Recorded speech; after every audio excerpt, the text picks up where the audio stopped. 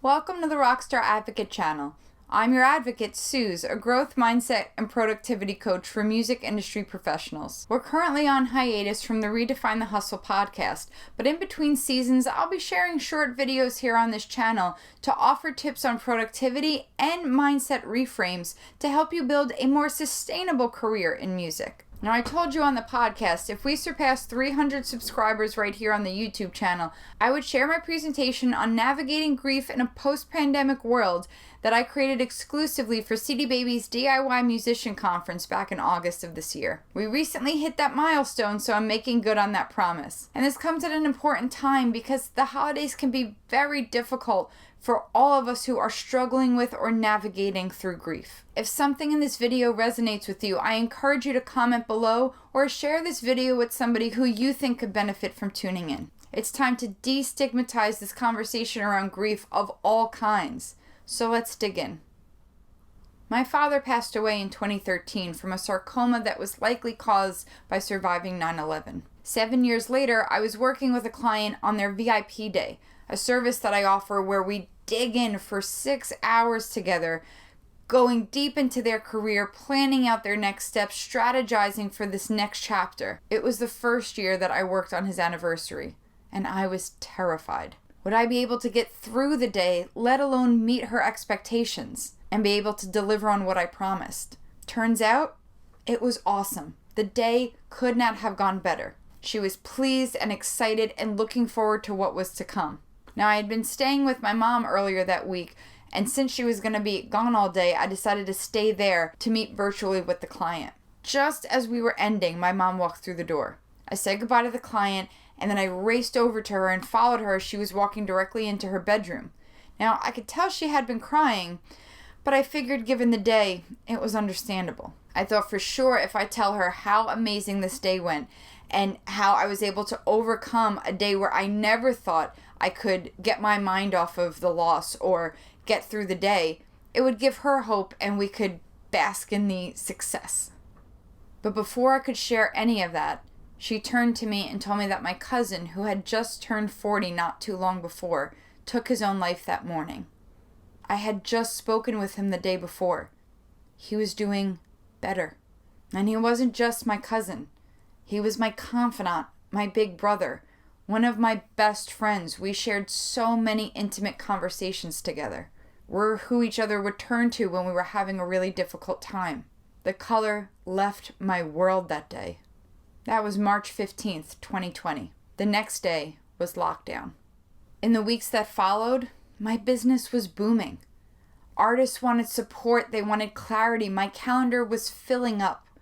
And for the second time in 20 years of helping artists in this industry, I didn't give a fuck. That's grief. And grief can come in all kinds. Loss of a loved one, loss of a job, loss of income, loss of an opportunity, loss of your sense of self.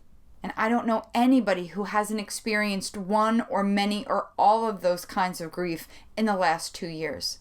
Loss is loss and it needs to be grieved, not compared to somebody else's or brushed under the rug.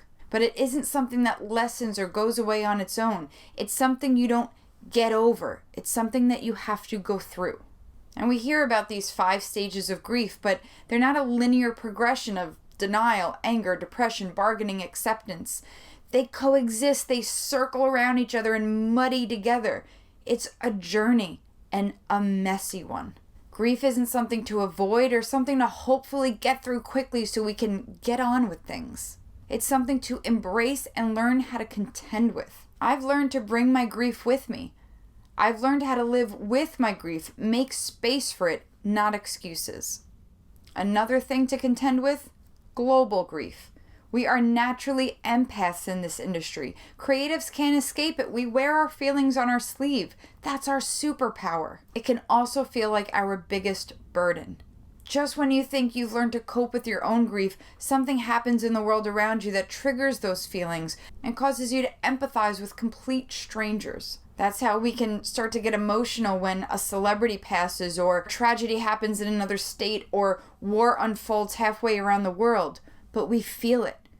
We're humans, and it's not a weakness, and it's not something to be ignored. Grief is a tool that helps us better understand ourselves and the world around us. It's one of the most natural human conditions, and everyone will experience it multiple times in their lives. I know there have been plenty of times where I've just wanted to get it over with so that I could get back to work, get back to feeling like myself again. I know we've all experienced some form of that over these last few years. But here's the thing. Life doesn't give a fuck what we want. And it doesn't give a fuck what our plans are. Yes, I believe that we can set our intentions and ask the universe for what we want and stay open to receiving it. But here's the thing. We don't get to decide when we receive it or what package it comes in. And oftentimes grief, in all of its forms, is usually part of that package. So I encourage you, as we move into a new year, acknowledge and embrace your grief. You can slow down. You can pause and breathe and exhale and get back to what you were doing after you've started to process what you are feeling. You can then use that knowledge. You can use what you're feeling and understand what you're going through to better inform your next steps. You can't rush it, you can't outrun it, and you can't ignore it and expect it to solve your problems. Now, during my presentation at CD Baby, I then went on to explain my 3-part framework for navigating through tough times while still reaching your goals. Now, I covered that in episode 132 of the Redefine the Hustle podcast, and you can listen to it by clicking the link below, or the link here on your screen, somewhere. It's called Redefining How You Pivot. And I'll leave you with that as I officially sign off for 2022, and I'll see you back here on this channel for more tips and mindset reframes for building a sustainable career in music in 2023. Don't forget to hit that subscribe button so you know when I'm back, and if you can't wait that long, then join me next week for Planchella, a free but private 3-day virtual planning event. You don't need to pay a thing, but you do need to register in order to get the link to join us. Tuesday, December 27th through Thursday, December 29th. Now, if you can't make it live with us, there will be replays available through January 6th with an option to extend. Simply go to the link in the caption below or head on over to bit.ly/Planchella 2023. We'll be working together to get you super clear on your vision for the new year, how to better manage your time, and we'll be ending on how to navigate tough times by going over my 3-part framework and making it work for you. So if you're ready to dive in deep with me, join me at Planchella. I hope to see you there. Thank you so much for tuning in. I hope to see you back here on this channel next year. Take care.